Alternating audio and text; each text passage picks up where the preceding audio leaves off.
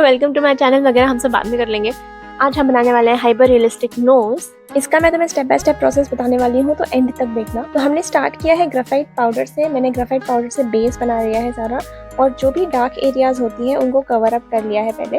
तुम hyper realistic drawing करते हो तो इतना याद रखो कि पहले बेस बनाना बहुत ज़रूरी है, उसके बाद ही हम स्किन के पोर्स बना सकते हैं। क्योंकि देखो, अगर हमें फेस पर शाइन चाहिए तो उसके लिए बैकग्राउंड पहले डार्क होना चाहिए, राइट।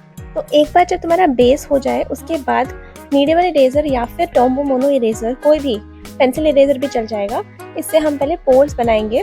तुम्हें बस अपने रेफरेंस इमेज में डायरेक्शन देखना है, किस डायरेक्शन में वो पोर्स जा रहे हैं। उसी डायरेक्शन में तुम रैंडमली लाइन्स या डॉट्स बना सकते हो। देखो, इसको करने में तुमको बहुत टाइम लग सकता है, क्योंकि ये टाइम लैप्स मोड पर है। इसका मतलब ये नहीं कि मैंने फटाफट बना लिया, इसमें मुझे बहुत टाइम लगा था। ऑलराइट, जब तुम्हारा पोर्स बनाकर हो जाए तब पेंसिल लेकर उससे टेक्सचर बनाना है। पेंसिल कोई भी हो सकता है, 2B या HB, कोई भी लाइट ग्रेड का पेंसिल ले सकते हो। जब ये सब हो जाए उसके बाद ब्रश यूज करके उसको थोड़ा सा सटल करना है। लिप्स के लिए मैंने फिर से डार्क किया है, बेस किया है।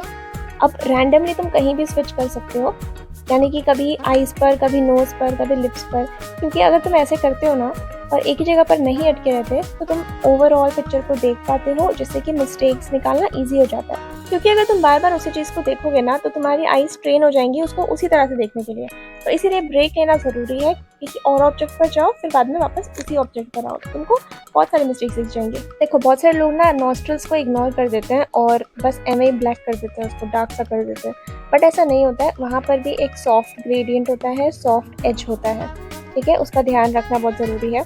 अब मैं आईज के वाइट एरिया में आ गई हूँ। यहाँ पर मैंने नीडेबल इरेजर को यूज़ करके थोड़ा लाइट करने का ट्राई किया है। आईज के ऊपर भी टेक्सचर्स हैं तो वो भी बना लेते हैं। देखो, हाइपर रियलिज्म में ये ज़रूरी नहीं होता कि तुम सारे के सारे डिटेल्स एकदम एग्जैक्टली बताओ, एकदम उठ के बताओ। बस इतना याद रखो कि उनको तुम सटल बनाओ। ऐसा नहीं लगना चाहिए कि तुमने बहुत कुछ डाल दिया है। पूरे हाइपर रियलिज्म में ये 3 चीज़ मैटर करती हैं। पहला है बेस, दूसरा है टेक्सचर्स, और तीसरा है उनको सटल बनाना। देखो, तुमको मैं अभी बता रही हूँ कितना स्लो प्रोसेस होता है। अभी मैं टेक्सचर्स बना रही हूँ दोनों टाइप के इरेजर्स को यूज करके। दोनों का अपना अपना वे है। जब तुम्हें एकदम छोटे छोटे हाइलाइट्स चाहिए तो टॉम्बो मोनो इरेजर यूज कर सकते हैं, वरना नीडेबल इरेजर। जितना स्लो जाओगे, रश नहीं करोगे, उतना ही अच्छा बनेगा। और ये प्रोसेस ऐसा होता है कि तुमको ऐसा लगेगा कि तुमने ओवरडू कर दिया है, बट जो लास्ट स्टेप मैंने तुम्हें बताया ना, जो ब्रश वाला स्टेप था, उसको करना भूलना मत। अगर वो नहीं करोगे तो ऑब्वियसली तुम्हारा ड्राइंग ओवरडन ही लगेगा। तो मैं यहाँ पर बैलेंस मेंटेन करके रख रही हूँ, टेक्सचर्स एंड सटलनेस। इस तरह से टॉम्बो मोनो इरेजर यूज करके तुम हाइलाइट्स भी बना सकते हो। बाय द वे, हम जेली रोल पेन का भी यूज कर सकते हैं हाइलाइट्स बनाने में। अब इसी तरह से मैं सारा ड्राइंग कंप्लीट करूंगी, इसी तरह से टेक्सचर्स बनाकर। अब इस साइड का जो चीक है वो थोड़ा सा डार्क हो गया था, मुझे लाइट चाहिए था, तो मैंने नीडेबल इरेजर को यूज करके ऐसे स्वाइप किया ताकि वो थोड़ा सा लाइट हो जाए, एंड देन ब्रश यूज करके जो भी एक्स्ट्रा हाइलाइट्स दिख रहे थे उसको एलिमिनेट कर दिया।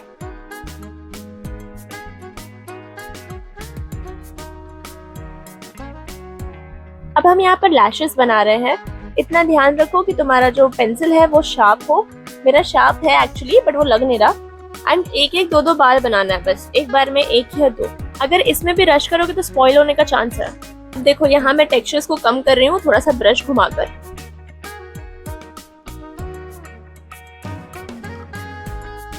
ये छोटा सा हाईलाइट मैंने दे दिया है टॉम्बो मोनो इरेजर यूज करके। इवन यू विल अग्री कि हाईलाइट बनाने से आर्टवर्क का वैल्यू एलिवेट हो जाता है।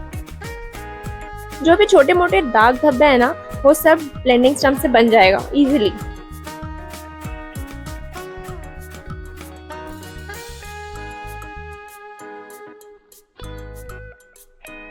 तो ये जो आर्टवर्क है वो कंप्लीट हो चुका है। एकदम आराम से हम लोग मास्किंग टेप निकालेंगे। अगर तुम्हें ये वाला वीडियो पसंद आया है, कुछ सीखने मिला है, तो तुम्हें ये वाला वीडियो भी बहुत पसंद आएगा, क्योंकि इसमें भी बहुत कुछ सीखने को मिलेगा। और अगर तुम्हें इसका रेफरेंस चाहिए तो वो डिस्क्रिप्शन में मिल जाएगा। आई वुड रेकमेंड ये वाला वीडियो जाकर देखो।